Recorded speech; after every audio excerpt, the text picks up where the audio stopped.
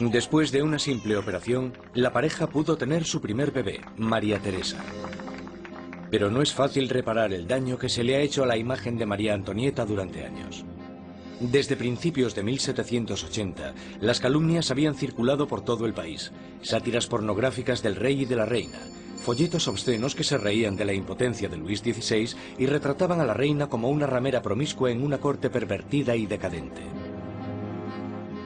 Cuando la situación en el campo empeora, la opinión de la gente sobre la monarquía empieza a cambiar. Se producen muchas malas cosechas y la inflación aumenta el precio de la harina, llevando a la escasez de la parte esencial de la dieta francesa, el pan. Pero naturalmente estas privaciones acaban a las puertas de Versalles. Mientras los monarcas continúan viviendo en la extravagancia, las quejas se traspasan al papel. A la corte real se le acusa directamente. ¿Sabe por qué hay tanta gente necesitada? ¿Es acaso que su lujoso estilo de vida devora en un día lo que 1 millar de hombres necesitaría para subsistir? ¿Quién es el hombre que está detrás de estas acusaciones? El mismo joven que solo unos años antes felicitó al rey y a la reina por su coronación. Maximilien Robespierre. La gente pronto tendrá un portavoz que pedirá la libertad y la igualdad por la revolución.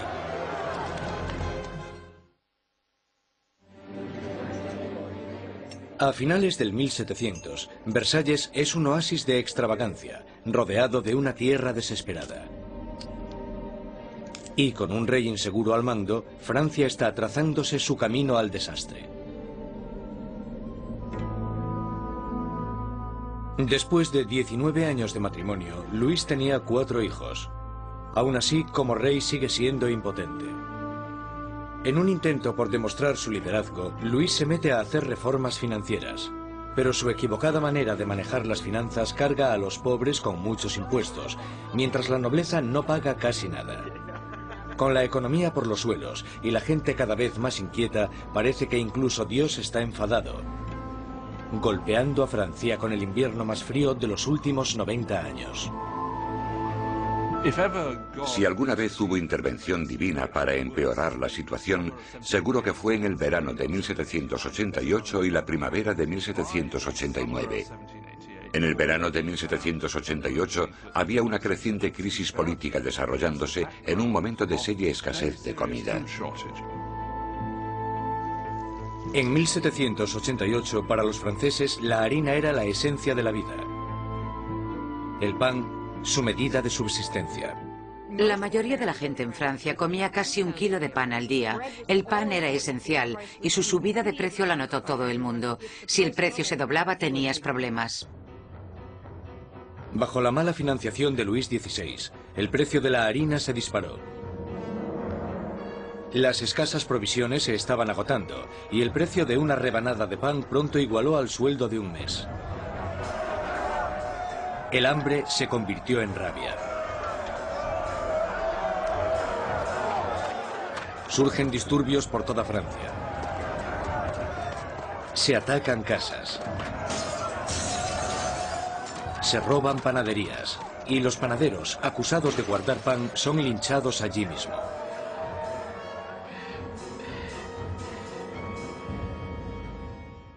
Con la economía destrozada, los bancos fuerzan a Luis XVI a contratar a un ministro de Economía, Jacques Necker. Necker, un pensador progresista, es popular entre la gente de una manera que Luis XVI solo puede envidiar.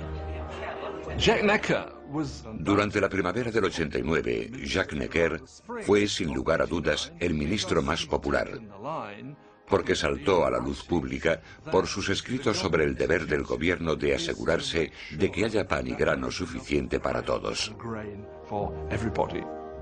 Con la nación en crisis fiscal, Necker insta a Luis XVI a convocar una reunión con el tradicional cuerpo representativo del reino, los Estados Generales. Es la primera vez en 175 años que se reúne a estos representantes. Políticamente, Francia estaba organizada en los llamados 3 estados. El primero era el del clero, el segundo el de la nobleza y el tercero el de todos los demás. Y según los cálculos contemporáneos, los primeros 2 estados los formaban el 3% de la población y el tercer estado el 97%. Mucha gente pensaba que era muy injusto que este tercer estado, que era la mayoría de la población, tuviese solo 1/3 de los diputados. Consideraban injusto que el Parlamento tuviese 3 cámaras y que las 2 cámaras, la de la nobleza y la del clero, pudieran siempre anular la votación de la plebe. 4 de mayo de 1789. Un destacado joven abogado y político llega a Versalles. Maximilien Robespierre viene a presentarse ante los Estados Generales como diputado, para ser la voz que pida justicia para la gente que él representa, el tercer estado. Robespierre era un huérfano provinciano que había destacado académicamente con la obtención de una prestigiosa beca, convirtiéndose en un orador elocuente. Un mojigato en apariencia, pero con las ideas muy claras.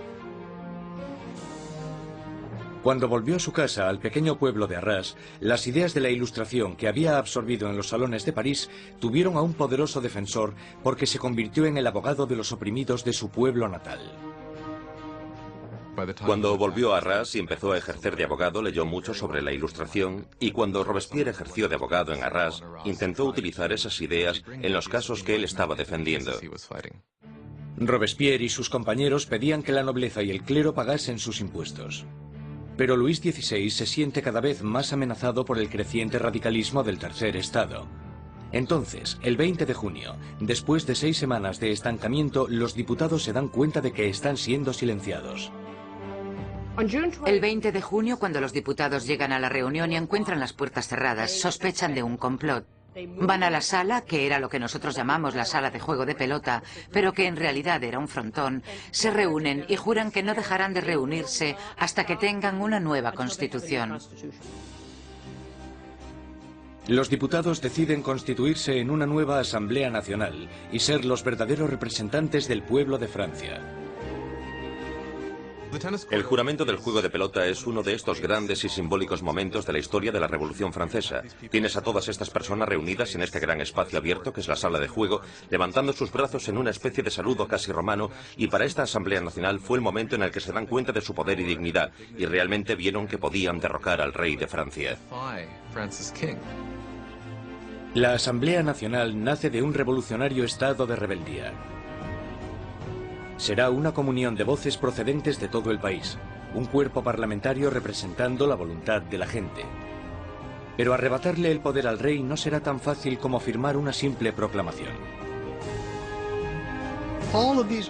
Todas estas victorias iniciales que tuvieron lugar en Versalles son la mayoría victorias sobre el papel y ninguna se había llevado a cabo.